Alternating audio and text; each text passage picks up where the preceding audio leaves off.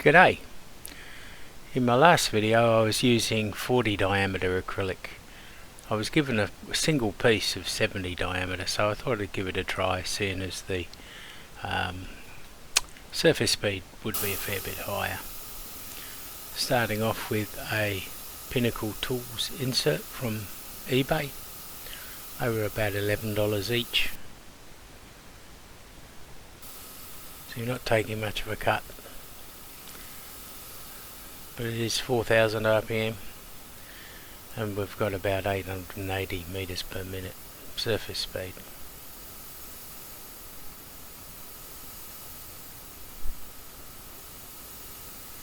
That's just an air blast blowing the swarf away.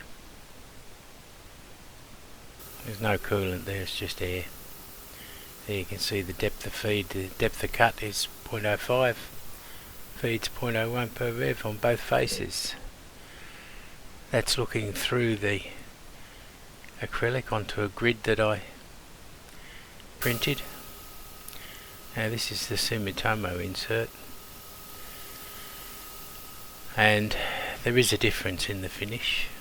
I think you can see it there.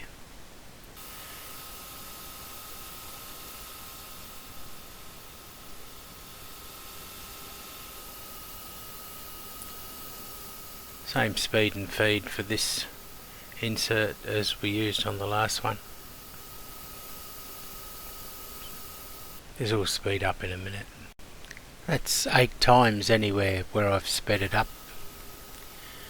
There's lots of swarf flying around. You can't see it much because of the air blast. That's the Sumitomo insert on the grid again.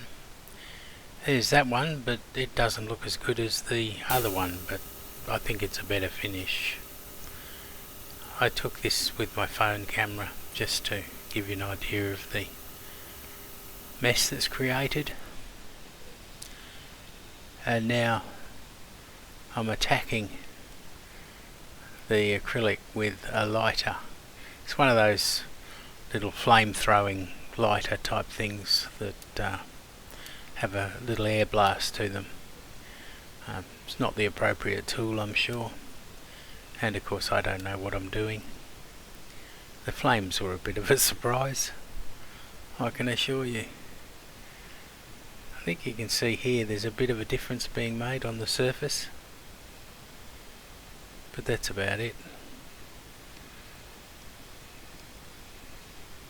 I think it did make a difference, but it would have been nice if I'd known what I was doing. This is what it looked like before I started, and this is what it looked like after. This is the photo on the grid. It's quite clear, and that one is good too. Here's the shots with my fingers behind the product. You can see the Sumitomo is a bit easier to see through. And that one's a fair bit easier to see through. Okay, thank you for watching.